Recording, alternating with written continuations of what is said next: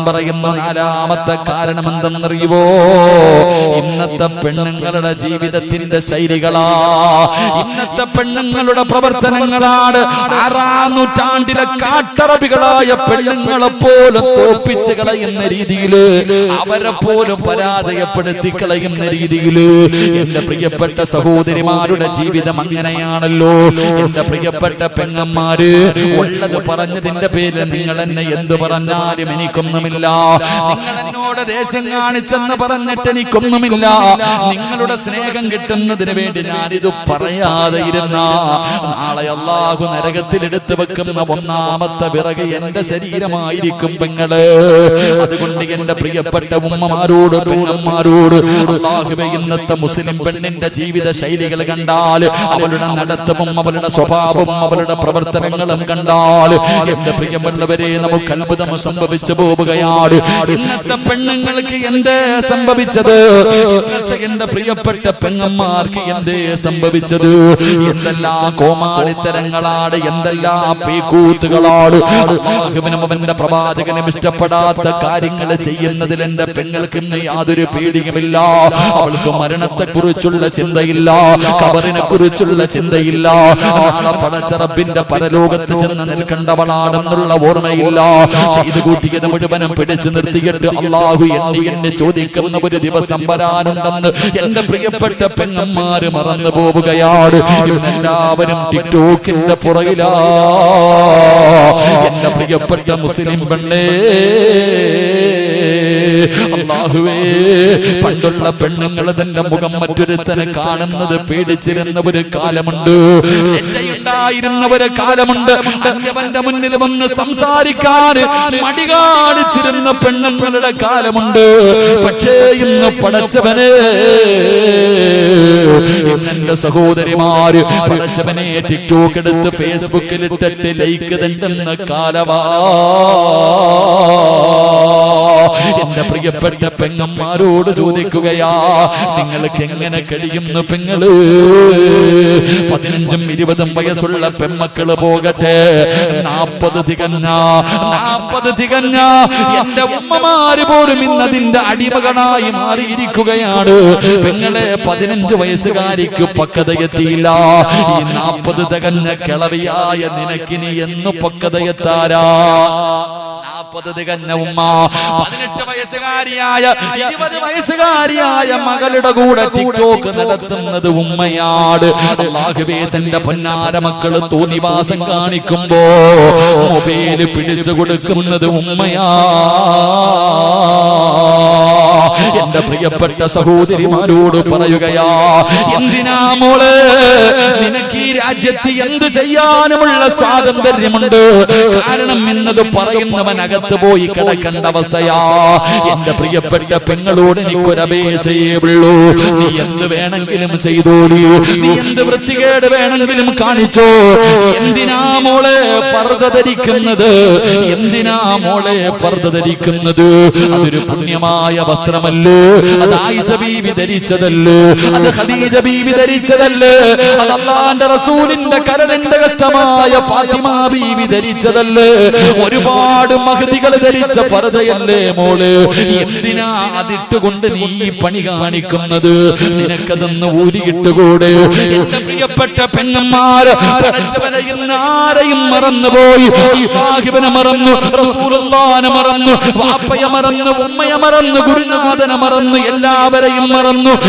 ഏതെങ്കിലും ഒരു മരത്തിന്റെ ചുവട് കിട്ടിയാൽ എന്തിനെന്റെ പ്രിയമുള്ളവരെ ഇന്ന് വാഹനങ്ങളിൽ സഞ്ചരിക്കാൻ കഴിയുന്നില്ല, യാത്ര ചെയ്യാൻ കഴിയുന്നില്ലോ. എന്റെ പ്രിയപ്പെട്ടവരെ, എവിടെ നോക്കിയാൽ പടച്ചവരെ തന്റെ കണ്ണിന്റെ മുന്നിൽ ഉസ്താദന്മാരിയ്ക്കുന്നുണ്ട്, വാപ്പയുടെ പ്രായമുള്ളവരിയ്ക്കുന്നുണ്ട്, ഉമ്മയുടെ പ്രായമുള്ളവരിയ്ക്കുന്നുണ്ട്, തന്നെ പോലെ ചെറുപ്പക്കാരിയായ പെണ്ണുങ്ങളിരിക്കുന്നുണ്ട്. ഇതെല്ലാവരും മുന്നിലിരിക്കുമ്പോഴും മുസ്ലിമാ മുസ്ലിമായ കൂട്ടുകാരന്റെ മടിത്തട്ടിൽ കിടക്കുന്ന എന്റെ പ്രിയപ്പെട്ട പെങ്ങള് എങ്ങനെ കഴിയുന്നടി നിനക്കിങ്ങനെ കാണിക്കാറ്? ആരിരുന്നാലും നാണമില്ല.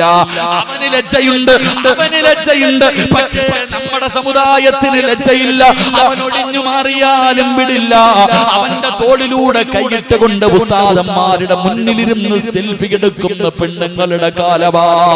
ഏതെങ്കിലും ഒരു മരത്തിന്റെ ചുവട് കിട്ടിയാൽ, ഏതെങ്കിലും ഒരു മരത്തിന്റെ ചുവട് കിട്ടിയാ അവിടെ ഇരുന്നു കൊണ്ട് റബ്ബേ തന്റെ വികാരം തീർക്കുന്ന പെണ്ണുങ്ങളുടെ കാലവാ. എന്റെ പ്രിയപ്പെട്ട സഹോദരിമാരോട് എനിക്ക് പറയാനുള്ളത്, എന്തിനും നിനക്ക് സ്വാതന്ത്ര്യമുണ്ട്. നിന്നെ ചോദിക്കാനും തടയാനും ആരുമില്ല. എന്ത് വേണമെങ്കിലും നിനക്ക് ചെയ്യാം. അതിനാ നിനക്കെതിരെ ആരെങ്കിലും പറഞ്ഞ അവനെ പിടിച്ചകത്തിടാനും ആളുണ്ട്. നിനക്ക് പ്രോത്സാഹനം തരാൻ ആളുണ്ട്. നിനക്ക് കൊടി പിടിക്കാൻ ആളുണ്ട്. നിന്നെ സഹായിക്കാൻ ആളുണ്ട്. പക്ഷേ ഇങ്ങനെ നടക്കുന്ന പെണ്ണുങ്ങളോട് എനിക്ക് പറയാറുള്ളത്, ഒരു ദിവസം നിനക്ക് വരുമ്പോ നീ ഇവരെ എല്ലാവരെയും വിളിക്കണം മോള്. ഇതെല്ലാം കഴിഞ്ഞിട്ട് ഇന്ന് നിന്റെ കൂടെ എല്ലാവരുമുണ്ട്. പക്ഷേ ഒരു ദിവസം നിന്റെ കണ്ണിന്റെ മുന്നിലേക്ക് മലക്കുൽ മൗത്ത് അസ്റായീൽ ഫകസഫിനാ അൻക ഇതാക ഫബസറുക അൽയൗമ ഹദീദ്.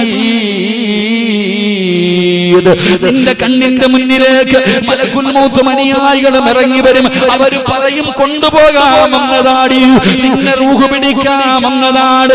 വിളിക്ക് കൊടി പിടിച്ചവര്, പ്രോത്സാഹനം തന്നവര്, കൂടെ നടന്നവര്, സൈർ ചെയ്തവര്, നിനക്ക് ലൈക്ക് തന്നവര് എല്ലാവരെയും വിളിക്കില്ലവുലോ. പടച്ചവനെ, ആ മരണത്തിന്റെ രംഗം ഇങ്ങനെ കടന്നു വരുമ്പോ അതാ അവരുകൾ പറയുന്നു, കല്ലാ ഇദാ ബലഗത്തി തറാഖിയ വകീല മൻ റാഖ വظن أنه الفراق والتفت الساق بالساق إلى ربك يومئذ المساق. മലക്കുകൾ പറയുന്ന ദിവസം ആര് വരുമടി നിന്നെ രക്ഷിക്കാൻ? ആ മരണത്തിൽ നിന്ന് രക്ഷിക്കാൻ ആരാ നിനക്ക് വരുന്നത്? ഇതെല്ലാം കഴിഞ്ഞിട്ട് നാള് ഇന്നിങ്ങനെ നടക്കുമ്പോ അമ്മ നിന്നെ ഇങ്ങനെ വെറുതെ വിട്ടിരിക്കുകയാണ്. ഓന്തോടിയാൽ എവിടെ വരെ ഓടും പെണ്ണ്, നീ പോയാൽ എവിടെ വരെ പോകുമടി? ഈ ഓട്ടത്തിനൊരവസാനമുണ്ട്. അല്ലാഹ് പറയുകയാ, അല്ലാഹ് പറയുകയാ, വത്തഖൂ യൗമൻ തുർജഊന ഫീഹി ഇലല്ലാഹ്. എവിടെ പോയാൽ ഒരു ദിവസം നീ എന്റെ മുന്നിൽ തിരിച്ചു വരുമടി. നീ എവിടെ പോയാൽ നാളെ എന്റെ മുന്നിൽ വന്ന് നിൽക്കുന്ന ഒരു ദിവസം നിനക്ക് വരാനുണ്ട്. അതുകൊണ്ട് പെങ്ങളോട് പറയുകയാ, ഇന്നെല്ലാ ഫ്രണ്ട്ഷിപ്പാണ്. ഇവന്റെ കയ്യിൽ പിടിച്ചാലും കുറ്റം പറയാ പാടില്ല. ഇന്നലക്ക് കൂട്ടുകാരാട് പെങ്ങളെ വ്യഭിചാരമെന്ന് പറഞ്ഞാൽ ആണും പെണ്ണും കിടപ്പറയിൽ കിടന്ന് ശാരീരികമായി ബന്ധപ്പെടുന്നതിന് മാത്രമല്ല വ്യഭിചാരമെന്ന് പറഞ്ഞത്. അല്ല വ്യഭിചരിക്കരുതെന്നല്ല പറഞ്ഞത്. വലാ തഖറബുസ് സിനാ ഇന്നഹു കാന ഫാഹിശാ. വ്യഭിചരിക്കരുതെന്നല്ല പറഞ്ഞത്. നിങ്ങൾ അടുക്കല്ല്, നിങ്ങൾ അടുക്കല്ല്. അവന്റെ കയ്യിൽ പിടിക്കുന്നത് വ്യഭിചാരമാണ്. അവനെ കാണുന്നത് വ്യഭിചാരമാണ്. അവനോട് സംസാരിക്കുന്നത് വ്യഭിചാരമാണ്. അവൻ പറയുന്നത് കേൾക്കുന്നത് വ്യഭിചാരമാണ്. അവനെ കുറിച്ച് ചിന്തിക്കുന്നത് വ്യഭിചാരമാണ്. ഇത് വ്യഭിചാരമാണ്, വ്യഭിചാരമാണ്. ഇങ്ങനെ വ്യഭിചരിച്ച് നടക്കുന്നവന്റെ ആയുസ് കുറവാണ്. ഇങ്ങനെ വ്യഭിചരിച്ച് നടക്കുന്നവന്റെ ആയുസ് കുറവാണ് പൊന്നുമോനെ.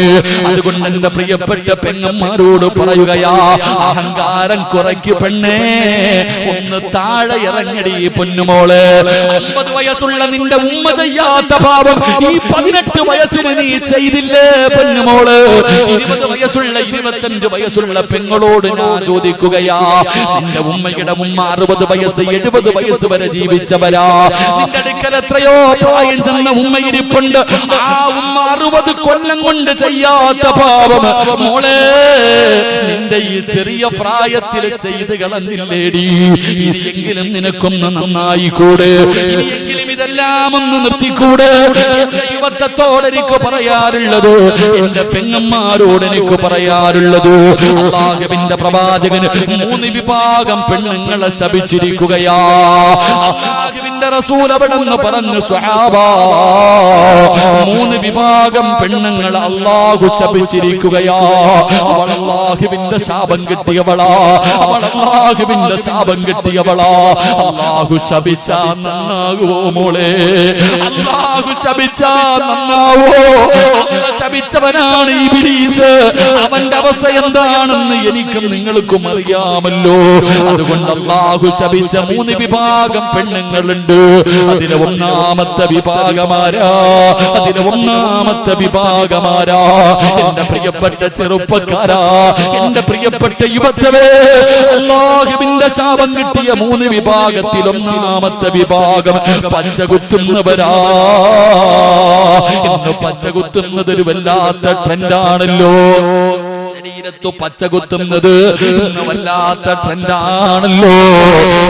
നേരത്തെ ആണുങ്ങൾ മാത്രമാണ് ചെയ്തതെങ്കിൽ ഇന്ന് പെണ്ണുങ്ങളിലേക്കും കടന്നു വന്നിരിക്കുകയാ. അവളുള്ള വീട് നേരെയാകൂല. അല്ലാഹുവിന്റെ ശാപം കിട്ടിയവളുള്ള വീട്. റസൂലുള്ളാഹി പറയുകയാണ്, നിന്റെ ഭാര്യയുണ്ടോ, നിന്റെ മക്കളുണ്ടോ, നിന്റെ കൂടപ്പിറപ്പുണ്ടോ, അല്ലാഹു ശപിച്ച 3 വിഭാഗത്തിൽ നിന്റെ വീട്ടിലെ ഏതെങ്കിലും ഒരു പെണ്ണുണ്ടോ? റസൂലുള്ളാഹി പറയുകയാ, പച്ചകുത്തുന്നവരെ അല്ലാഹു ശപിച്ചിട്ടുണ്ട്. രണ്ടാമത്തെ വിഭാഗം ആരെന്നറിയോ? ചെറുപ്പക്കാരാ, നീ ചോദിക്കുമല്ലോ, ഉസ്താദേ എന്ത് ചെയ്തിട്ടും ഞാൻ എന്തേ നേരെയാകാത്തത്? ഞാനെന്ത് കച്ചവടം ചെയ്താലും പൊളിയുന്നല്ലോ, എന്തെല്ലാം ഉണ്ട് ഉസ്താദേ, ബർക്കത്തില്ലല്ലോ, വയറ് നിറയുന്നില്ലല്ലോ, തൃപ്തിപ്പെടാ കഴിയുന്നില്ലല്ലോ. എന്റെ ചെറുപ്പക്കാരാ, വീട്ടിൽ പോയിട്ട് നോക്കടാ. അല്ലാഹുവിന്റെ റസൂൽ പറയുന്നു, പടച്ച റബ്ബ് ശപിച്ച രണ്ടാമത്തെ വിഭാഗമാരാ? സൗന്ദര്യത്തിന് വേണ്ടി മുഖത്തെ മുടി പറിച്ചു കളയുന്ന പെണ്ണ്. നീ അല്ലാഹുവിന്റെ ശാപം കിട്ടിയവളാ. വീട്ടിൽ ചെന്നിട്ട് ഭാര്യയുടെ പിരിയത്തിൽ നോക്കടാ ചെറുപ്പക്കാരാ. നിന്റെ ഉമ്മയുടെ വയറ്റിൽ കിടന്ന തെറ്റ് കണ്ടാ തിരുത്തേണ്ടവനാണ് നീ. നിന്റെ പെങ്ങളുടെ നെറ്റിയിൽ അവളുടെ മുഖത്തേക്ക് നോക്ക്, നിന്റെ സഹോദരിയുടെ മുഖത്ത് നോക്ക്, നിന്റെ ഭാര്യയുടെ മുഖത്ത് നോക്ക്, നിന്റെ പെമ്മക്കളുടെ മുഖത്ത് നോക്ക്. ഇന്ന് പെണ്ണുങ്ങളല്ല സൗന്ദര്യവർദ്ധനവിന് വേണ്ടി പടച്ചവനെ അവരുടെ ശരീരത്തിലെ മുടി പിടിതു കളയുകയാണ്. ഇന്നെല്ലാം മോഡലാ, പുടുത്ത നാറുവടി പൊന്നുമോളെ, മണ്ണ് തിന്നണ്ട ശരീരവാ. എത്രയൊക്കെ സൗന്ദര്യമുള്ളവളാണെങ്കിലും 3ന്റെ അന്ന് കബറങ്ങാടം പൊളിച്ചാ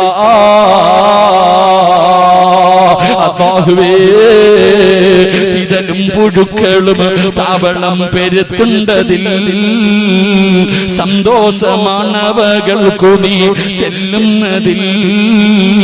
പൊൻവർണ്ണ കോമള മൃദുലമായ ശരീരമിൽ സമരത്തിലാണു പരസ്പരം തിന്നുന്നതിൽ. കാർഡില്ല റേഷൻ വേണ്ട പോലതിലുണ്ട്, ക്യൂ സിസ്റ്റമില്ല, തള്ളലാണത് കൊണ്ട്. ഇതെല്ലാം പുഴുക്കൾ തിന്നുന്ന ഒരു ദിവസം വരാനുണ്ട് മോളെ. നിന്റെ സൗന്ദര്യം നാട്ടുകാർക്ക് കാണാനുള്ളതല്ല, നിന്റെ സൗന്ദര്യം നിന്റെ ഭർത്താവിന് ആസ്വദിക്കാനുള്ളതാ. നാട്ടുകാരുടെ മുന്നിൽ സൗന്ദര്യമുള്ളവളാണെന്ന് തെളിയിക്കാ. തന്റെ മുഖത്തിലെയും തന്റെ പെരിയത്തിലെയും മുടി പിഴുതു കളയുന്ന ഉമ്മമാരെ,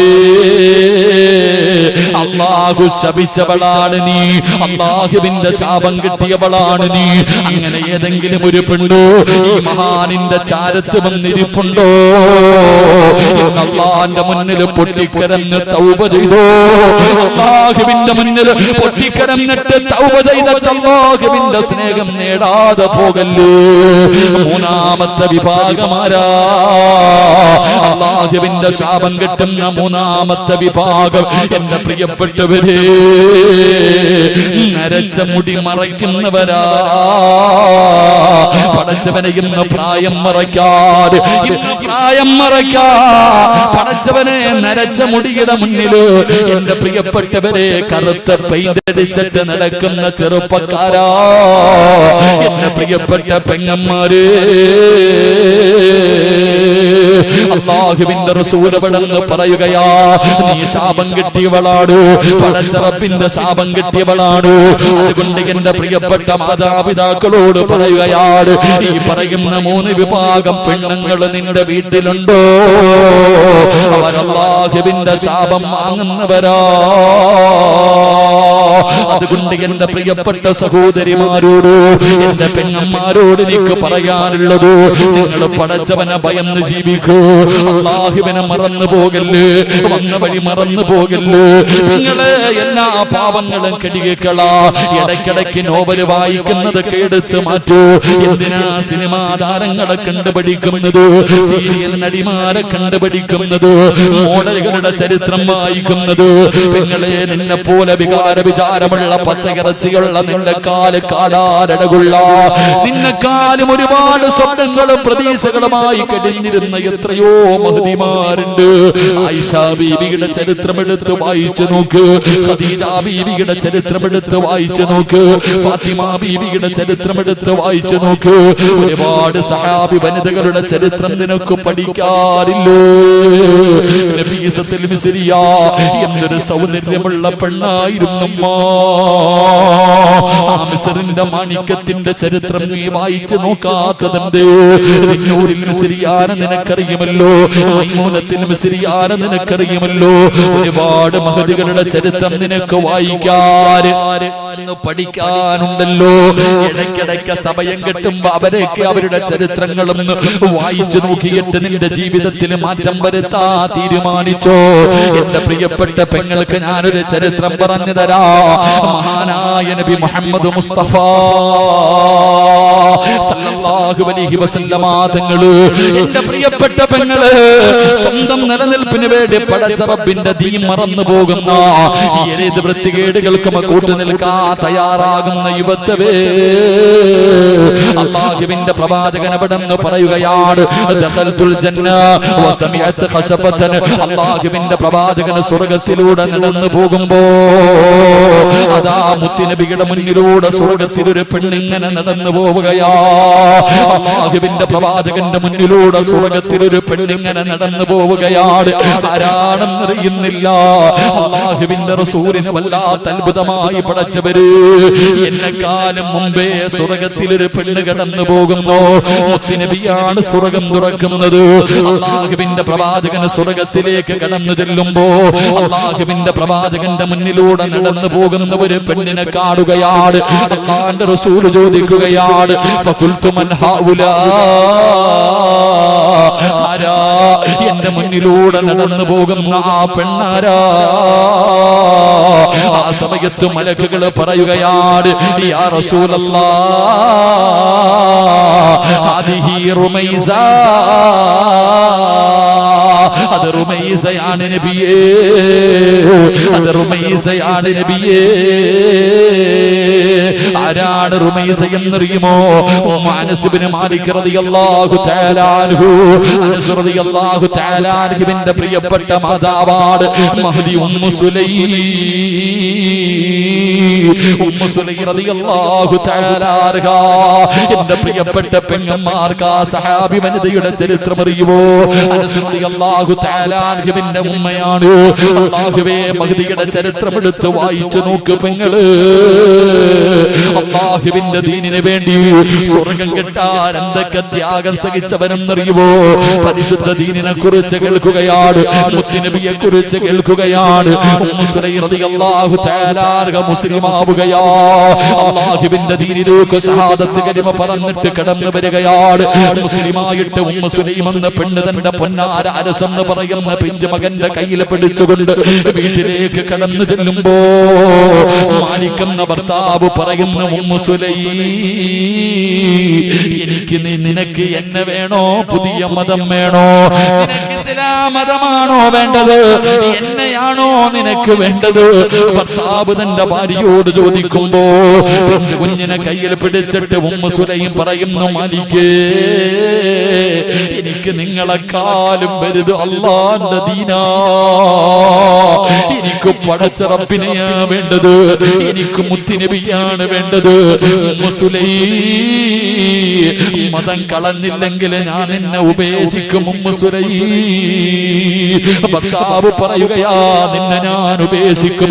ഈ പിഞ്ചു മകനെയും കൊണ്ട് നീ ഒറ്റയ്ക്ക് ജീവിക്കേണ്ടി വരും. ഉമ്മു സുലൈം റളിയല്ലാഹു തആല അൻഹു പറഞ്ഞു, അല്ലാഹുവിന്റെ ദീൻ വലിച്ചെറിയാൻ എനിക്ക് പറ്റൂല. എനിക്ക് അല്ലാഹുവിനെ വേണം, എനിക്ക് മുത്തുനബിയെ വേണം, എനിക്ക് എന്റെ ദീൻ വേണം. അതുപോലെ നിങ്ങളെയും എനിക്ക് വേണം.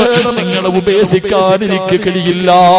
അതാ ഉമ്മു സുലൈം റളിയല്ലാഹു തആല അൻഹയുടെ മറുപടി കേൾക്കുമ്പോൾ മാലിക് എന്ന് പറയുന്ന ഭർത്താവുണ്ടല്ലോ, പടച്ചവനെ തന്റെ പൊന്നാര മകനെ കയ്യിലേൽപ്പിച്ചിട്ട് അവിടെ വീട്ടിൽ നിന്നിറങ്ങി പോവുകയാണ്. ചോരക്കുഞ്ഞിനെ മാറിടത്തിലേക്ക് ചേർത്ത് പിടിച്ചിട്ട് ഉമ്മു സുലൈം നിന്ന് കരയുകയാ. എന്ത് ചെയ്യണമെന്നറിയില്ല. മുസ്ലിമായതിന്റെ പേരിൽ തന്റെ പ്രിയപ്പെട്ട ഭർത്താവ് ഉപേക്ഷിച്ചിട്ട് ഇറങ്ങി പോവുകയാണ്. Ummu Sulaim തകർന്നില്ല. അനസ് എന്ന് പറയുന്ന പൊന്നുമോനെ വല്ലാതെ കഷ്ടപ്പെട്ട് വളർത്തുകയാണ്. അല്ലാഹുവേ, ഒരുപാട് ത്യാഗങ്ങൾ സഹിച്ച് വളർത്തുകയാ. അവസാനം എന്റെ പ്രിയപ്പെട്ടവരെ, മഹാനായ നബി മുഹമ്മദ് മുസ്തഫ സല്ലല്ലാഹു അലൈഹി വസല്ലമ തങ്ങൾ ഹിജ്റ ചെയ്ത നാട്ടിലേക്ക് വന്നപ്പോ എല്ലാവരും അല്ലാഹുവിന്റെ പ്രവാചകന്റെ മുന്നിലേക്ക് ഓടുകയാണ്. ഈ പ്രപഞ്ചം തന്നെ സൃഷ്ടിക്കാൻ കാരണക്കാരനായ മുത്തുനബി മുഹമ്മദ് മുസ്തഫ സല്ലല്ലാഹു അലൈഹി വസല്ലമ തങ്ങളെ കാണുമ്പോ എല്ലാവരും സമ്മാന പൊതിയുമായിട്ട് ഓടുകയാണ്. മുത്തുനബിയുടെ കയ്യിൽ കൊണ്ടുപോയി സമ്മാനം കൊടുക്കുമ്പോ ഉമ്മു സുലൈം റളിയല്ലാഹു തആല വീടിന്റെ അകത്തിരുന്ന് കരയുന്നു, അല്ലാഹ്, എന്റെ കയ്യിലൊന്നുമില്ലല്ലോ റബ്ബേ, മുത്തുനബിക്ക് കൊടുക്കാ, ലോകത്തിന്റെ നേതാവിനെ കൊടുക്കാ. കണ്ടിരുന്ന ആദ്യമായിട്ട് മുത്തുനബിയെ കാണുമ്പോ കൊടുക്കാ തന്റെ കയ്യിലൊന്നുമില്ലല്ലോ. ഉമ്മു സുലൈം വീടിന്റെ അകത്തിരുന്ന് കരയുകയാണ്. എന്നിട്ട് തന്റെ പൊന്നാര മകനെയുണ്ടല്ലോ, അനസ് എന്ന് പറയുന്ന 10 വയസ്സുള്ള തന്റെ പൊന്നാര മകനെ ഒരുക്കുകയാണ്. പുതിയ വസ്ത്രങ്ങൾ ധരിപ്പിച്ചു, തന്റെ പൊന്നുമോനെ കുളിപ്പിച്ച് വസ്ത്രം ധരിപ്പിച്ച് സുഗന്ധം തേച്ചിട്ട് തന്റെ പൊന്നുമോനെ കെട്ടിപ്പിടിച്ചിട്ട് ചുംബനം കൊടുക്കുകയാ. അനസ് എന്ന് പറയുന്ന പൊന്നുമകൻ ചോദിക്കുന്നു, എന്തിനാവുമ്മ കരയുന്നത്, എന്തിനാവുമ്മ കരയുന്നത്? തന്റെ പൊന്നാര മകന് കെട്ടിപ്പിടിച്ച് ചുംബനം കൊടുത്തിട്ട് കയ്യിൽ പിടിച്ചുകൊണ്ട് ഇലാ ഹദ്റത്തി റസൂലില്ലാഹ്, അല്ലാഹുവിന്റെ പ്രവാചകന്റെ ചാരത്തേക്ക് ഉമ്മു സുലൈം കടന്നു പോവുകയാണ്. അല്ലാഹുവിന്റെ പ്രവാചകന്റെ മുന്നിലേക്ക് കടന്നു ചെന്നിട്ട് അവിടെ നിന്ന് പറയുന്നു, നബിയേ, യാ റസൂലല്ലാഹ്, അല്ലാഹുവിന്റെ റസൂലേ, എല്ലാവരും അങ്ങേക്ക് സമ്മാനം കൊണ്ടുവന്ന് തരുന്നുണ്ട്. വിലപിടിപ്പുള്ള സമ്മാനങ്ങള് എല്ലാവരും അങ്ങയുടെ കയ്യിൽ കൊണ്ടുവന്ന് തരുന്നുണ്ട്. എന്റെ കയ്യിൽ തരാനൊന്നുമില്ല നബിയേ, ഞാൻ പാവപ്പെട്ടവളാ, എന്റെ കയ്യിൽ തരാനൊന്നുമില്ല നബിയേ. എനിക്ക് ലോകത്തിലെ ഏറ്റവും ഇഷ്ടം അല്ലാഹുവും അവന്റെ പ്രവാചകനും കഴിഞ്ഞാൽ എനിക്കിന്ന് ലോകത്തിൽ ഏറ്റവും ഇഷ്ടപ്പെട്ടത് എന്റെ പൊന്നുമകൻ അനസിനെയാണ് നബിയേ. എനിക്ക് ഏറ്റവും ഇഷ്ടപ്പെട്ടത് എന്റെ 10 വയസ്സുള്ള പൊന്നുമോനെയാ. അങ്ങയുടെ കയ്യിൽ തരാൻ എന്റെ കയ്യിലൊന്നുമില്ല. 10 വയസ്സുകാരനായ അനസ് എന്ന് പറയുന്ന പൊന്നുമോനെ മുത്തുനബിയുടെ കയ്യിൽ കൊടുത്തിട്ട് പറയുന്നു, യാ റസൂലല്ലാഹ്, ഇവനെ എടുത്തോ നബിയേ, എന്റെ പൊന്നുമോനെ എടുത്തോ നബിയേ. അങ്ങയുടെ ചെരുപ്പെടുത്ത് തരാൻ, അങ്ങക്ക് വെള്ളമെടുത്ത് തരാൻ, അങ്ങക്കൊരു സാധ്യമായിട്ട് എന്റെ പൊന്നുമകനെ എടുത്തോ നബിയേ.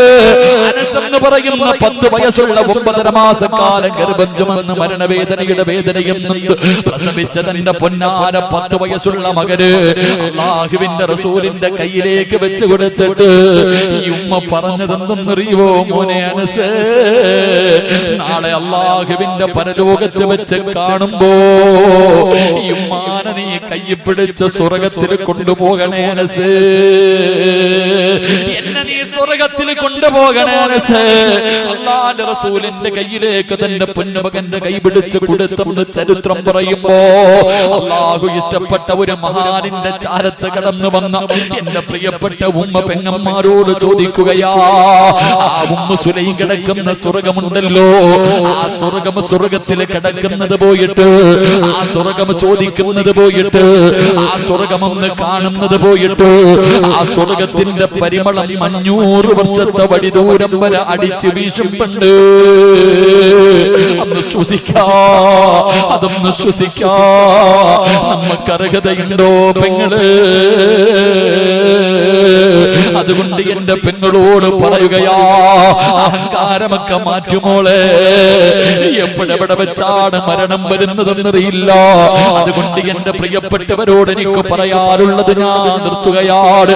ഇന്നലെ കണ്ടവനെ എന്ന് കാണാത്ത ദുനിയാവാ. നമുക്കൊക്കെ ഒരു ചിന്തയുണ്ട്, നമുക്കൊന്നും രോഗമില്ലല്ലോ, ക്യാൻസർ ഇല്ലല്ലോ, ട്യൂമർ ഇല്ലല്ലോ, കിഡ്നി തകർന്നിട്ടില്ലല്ലോ, എനിക്ക് പ്രായമായില്ലല്ലോ, ഞാനിപ്പോഴെങ്ങും മരിക്കൂല, ഇനിയും ഒരുപാട് കാലം ജീവിക്കുമെന്ന ഒരു ധാരണ നമുക്കുണ്ട് മുസ്ലിമേ. എങ്കിലാരാ പറഞ്ഞത്, എങ്കിലാരാ പറഞ്ഞത്? തുഅമ്മീലു ഫിദ്ദുനിയാ തവീലൻ വലാ തദ്രീ إلى جنة ليل هل تحيسوا إلى الفجر وكم من صحيح مات من غير علة وكم من مريض عاش دهرا لا تهري. കവി എവിടെന്ന് ചോദിക്കുകയാണ്, കവി എവിടെന്ന് ചോദിക്കുകയാ? നമ്മുടെ ചില പ്രവർത്തനങ്ങളും നടത്തവും നമ്മുടെ ജീവിതവും കണ്ട ഒരിക്കലും മരിക്കാത്തവനെ പോലെ ഇങ്ങനെ നടക്കുന്നവരോട് കവി ചോദിക്കുകയാ, ഇലാ ജന്ന ലൈലുൻ ഹൽ തഈസു ഇലൽ ഫജ്രി. രാവിലെ സലാം പറഞ്ഞിട്ട് ജോലിക്ക് പോയ നിന്റെ വാപ്പ എവിടെ പോയടാ? രാവിലെ ജോലിക്ക് പോകുവാണെന്ന് പറഞ്ഞ് കെട്ടിപ്പിടിച്ച് ചുംബനം തന്നിട്ട് ജോലിക്ക് പോയ നിന്റെ വാപ്പ എവിടെ പോയി? രാവിലെ പാതിരാത്രി ഭക്ഷണം കഴിച്ച് ഉമ്മാടെ കൂടെ കിടപ്പറയിലേക്ക് കടന്ന നിന്റെ വാപ്പ എവിടെ? നിന്റെ ഉമ്മ എവിടെ? രാവിലെ പോയവർ വൈകുന്നേരം തികച്ചില്ല, വൈകുന്നേരത്തെ കടന്നവര് രാവിലെ എഴുന്നേറ്റില്ല. കണ്ടില്ലേടാ കൊണ്ടുപോയത്? മൂക്കിന്റെ ദ്വാരം പഞ്ഞി കൊണ്ടടയ്ക്കുന്നേ, കാണേണ്ടവർ കണ്ടോ ഇതാ പൊതിയുന്നേ. മയ്യത്തുകട്ടിൽ തോളിലേക്കുയരുന്നേ, പുരയ്ക്കുള്ളിലപ്പോൾ രോദനം ഉയരുന്നേ. അരുമക്കിടാണ് വാപ്പയെ വിളിക്കുന്നേ, അതിനുത്തരം നൽകാതെ നീ കിടക്കുന്നേ. വെള്ളത്തുണിയിലേക്ക് കുളിപ്പിച്ചിട്ട് നിന്റെ വാപ്പാനെ കൊണ്ടുകിടത്തി, നിന്റെ ഉമ്മാനെ കൊണ്ടുകിടത്തി, നിന്റെ കുടുംബത്തിലെ പലരെയും കൊണ്ടുകിടത്തി, മൂക്കിന്റെ താരത്ത് പഞ്ഞിയെടുത്ത് വെച്ചു, ചെവിയിലും വായിലും കണ്ണിലുമെല്ലാം പഞ്ഞിയെടുത്ത് വെച്ച് 3 കഷ്ടം വെള്ളത്തുണിയെടുത്ത് പൊതിഞ്ഞിട്ട് അതാ തലയിലും കാലിലും തുണിയങ്ങ് ചുരുട്ടിയിട്ട് 3 കെട്ട് കെട്ടിയിട്ട് പള്ളിയിൽ നിന്ന് കൊണ്ടുവന്ന മയ്യത്ത് കെട്ടിനകത്ത് എടുത്തു വെച്ച് 6 പേര് ചുമന്നുകൊണ്ട് പള്ളിപ്പറമ്പിൽ കൊണ്ടുപോയി കുടിച്ചിട്ടില്ലടാ. എന്തേ ചിന്തിക്കാത്തത്? നീ വിചാരിച്ചോ ക്യാൻസർ ഉണ്ടെങ്കിലേ മരിക്കുമെന്ന്, ട്യൂമർ വന്നാലേ മരിക്കുമെന്ന് നീ കരുതിയെങ്കിൽ ഇല്ലടാ. വകം മിൻ സ്വഹീഹിൻ മാത മിൻ ഗൈരി ഇല്ലത്തി. ഒരു രോഗവുമില്ലാത്തവർ പെട്ടെന്ന് വീണു മരിച്ചു പോകുന്നടാ ചെറുപ്പക്കാരാ. കഴിഞ്ഞ ഞായറാഴ്ച അടിച്ച ദിവസം ചങ്ങനാശ്ശേരിയിലെ റബ്ബേ 28-ാം തീയതി 27-ാം തീയതി ചങ്ങനാശ്ശേരിയിലെ മക്കാമിൽ കിടക്കുന്ന കറുത്ത തങ്ങളുടെ ആണ്ട് നേർച്ചയായിരുന്നു. എന്റെ പ്രിയപ്പെട്ടവരെ, എന്റെ മഹല്ലില്, ഞാൻ ജോലി ചെയ്യുന്ന മഹല്ലില് അതാ 18 വയസ്സുള്ള ചെറുപ്പക്കാരൻ പടച്ചവനെ ഗൾഫിൽ നിന്ന് വന്നതാണ്. തന്റെ പൊന്നാര മകനെ കൊണ്ടുവന്ന് വിട്ടിട്ട് വാപ്പ അങ്ങോട്ട് പോയതേ ഉള്ളൂ. ഒരു ദിവസമേ കഴിഞ്ഞുള്ളൂ. 18 വയസ്സുള്ള പൊന്നുമോ ഭക്ഷണം കഴിഞ്ഞിട്ട് കിടന്നതാ. സുബഹിക്ക് എഴുന്നേറ്റില്ല മോനെ. ചെന്ന് നോക്കുമ്പോ അവന്റെ ശരീരം തണുത്ത് വിറച്ചിരിക്കുകയാ. അവന് ക്യാൻസർ ഇല്ല, അവന് ട്യൂമർ ഇല്ല, ഒരു മാരക രോഗവുമില്ല. അവൻ അറ്റാക്ക് ഉണ്ടാകാ, കൊളസ്ട്രോൾ ഇല്ല, ബ്ലോക്ക് വന്നിട്ടില്ല. രാത്രി കിടക്കുമ്പോ ഒരു തലവേദന പോലുമില്ലാത്ത 18 വയസ്സുകാരമെന്നാറടി മണ്ണിന്റെ അകത്താ. തന്റെ പ്രിയപ്പെട്ട ഭാര്യ പ്രസവിച്ചിട്ട് 6 മാസം. പടച്ചവനെ, എന്റെ പള്ളിയുടെ നമ്മുടെ പരിസരം കോട്ടയം ജില്ലയില് അതാ തന്റെ പൊന്നാര ഭാര്യ പ്രസവിച്ചിട്ട് 6 മാസമായി. 27 വയസ്സുള്ള ചെറുപ്പക്കാരന് വാപ്പയും ഉമ്മയും ഭാര്യയും ഒരുമിച്ചിരുന്ന് രാത്രി ഭക്ഷണം കഴിക്കുകയാണ്. കഴിച്ചുകൊണ്ടിരിക്കുമ്പോ ചോറ് വാരിയിട്ട് വായിലേക്ക് വെക്കാൻ പോകുമ്പോ ഒന്ന് പുറകിലേക്ക് വീണു മോനെ. അനക്കമില്ലടാ. ഹോസ്പിറ്റലിൽ കൊണ്ടുപോകുമ്പോ ഡോക്ടർ പറഞ്ഞു സൈലന്റ് അറ്റാക്കാ. എത്രയോ പിഞ്ചുമക്കളുടെ മയ്യത്ത് കബറടക്കി വരുന്നുണ്ട്. എത്രയോ പിഞ്ചു കുഞ്ഞുങ്ങളുടെ മയ്യത്ത് കബറടക്കി വരുന്നുണ്ട്. എന്തേ നിനക്കും മരിക്കേണ്ടവനാണെന്ന് തോന്നാത്തതെന്താണ്? അതുകൊണ്ട് പറയുകയാ, എപ്പോഴെവിടെ വെച്ചാ വരുന്നതെന്നറിയില്ല, ഏത് രീതിയിലാ വരുന്നതെന്നറിയില്ല. അതുകൊണ്ട് ഒരുങ്ങിക്കോ, സ്വന്തം കാര്യം നോക്കിക്കോ. ഇദാ ജാ നസ്റുല്ലാഹി വൽ ഫത്ഹ് വറഅയ്ത الناس يدخلون في دين الله أفواجا فسبح بحمد ربك واستغفره إنه كان توابا. ഇത് മുത്തുനബിയുടെ മരണമെടുത്തു എന്ന് അല്ലാഹുവിന്റെ റസൂലിന്റെ മുന്നിൽ ജിബ്രീൽ വന്നറിയിച്ച ഒന്നാമത്തെ അടയാളമാ. അതുകൊണ്ട് എനിക്കും നിങ്ങളോട്, എന്റെ നഫ്സിനോടും നിങ്ങളോടും എനിക്ക് പറയാറുള്ളത്, പോകാ സമയമായി, ഈ ലോകം തകരാ സമയമായി. അതിന്റെ അഹങ്കാരമാ കാണുന്നത്. അല്ലാഹുവേ, അതിന്റെ മുമ്പുള്ള പ്രവർത്തനങ്ങളാ കണ്ടുകൊണ്ടിരിക്കുന്നത്. ഇതെല്ലാം ഇടിഞ്ഞു വീഴാറായി. വേണമെങ്കിൽ ഒരുങ്ങിക്കോ, വേണമെങ്കിൽ നന്നായിക്കോ, വേണമെങ്കിൽ പടച്ച റബ്ബിന്റെ സ്നേഹം പിടിച്ചു പറ്റിക്കോ, എന്നിട്ട് രക്ഷപ്പെടാൻ നോക്കിക്കോ. അതുകൊണ്ട് ഫസബ്ബിഹു ബിഹംദി റബ്ബിക, അല്ലാഹുവിലേക്കടുത്തോ, പടച്ച റബ്ബിന്റെ സ്നേഹം വാങ്ങി വെച്ചോ. ഇസ്തിഗ്ഫാറുകൾ അധികമായിട്ട് പറഞ്ഞോ. മരണത്തിന് വേണ്ടി ഒരുങ്ങിക്കോ. അതുകൊണ്ട് എന്റെ പ്രിയപ്പെട്ട പെങ്ങള്, ഭൂമിയിൽ ദുരന്തമുണ്ടാകാറുള്ള 4ാമത്തെ കാരണം എന്തെന്നറിയോ? എന്റെ പ്രിയപ്പെട്ട പെങ്ങന്മാരെ, എല്ലാ പെണ്ണുങ്ങളെയും ഞാൻ കുറ്റപ്പെടുത്തുന്നില്ല, ഞാൻ നിങ്ങളെ ആക്ഷേപിക്കുന്നില്ല. കാരണം നിങ്ങളുടെ കാലിന്റെ ചുവട്ടിലാ സ്വർഗം കിടക്കുന്നത്. ഉമ്മാന്റെ കാൽ ചുവട്ടിലല്ലേ സ്വർഗം കിടക്കുന്നത്. അതുകൊണ്ട് എന്റെ ഉമ്മ പെങ്ങന്മാരെ ഞാൻ അവഹേളിക്കുന്നില്ല, നിങ്ങളെ കുറ്റപ്പെടുത്തുന്നില്ല. പക്ഷേ നിങ്ങളിലെ ചില പെണ്ണുങ്ങളുണ്ടല്ലോ, അവർ 6ാം നൂറ്റാണ്ടിൽ ജീവിച്ചിരുന്ന, കാട്ടറബികളുടെ കാലത്ത് ജീവിച്ചിരുന്ന പെണ്ണുങ്ങളെക്കാലം തരതാഴ്ന്ന ജീവിതമാ. ഇരുണ്ട യുഗമെന്ന് വിളിക്കുന്ന ഡാർക്ക് ഏജിലെ പെണ്ണുങ്ങളെക്കാല് കഷ്ടവാ. ആ കാലമാണ് മോള് ദുരന്തങ്ങൾ വലിച്ചു വെക്കുന്നതെന്ന് ചരിത്രം പറയുമ്പോ എന്റെ പ്രിയപ്പെട്ടവരെ ഒരുങ്ങിക്കോ. അല്ലാഹുവേ, കരുണക്കടലായ അല്ലാഹ്,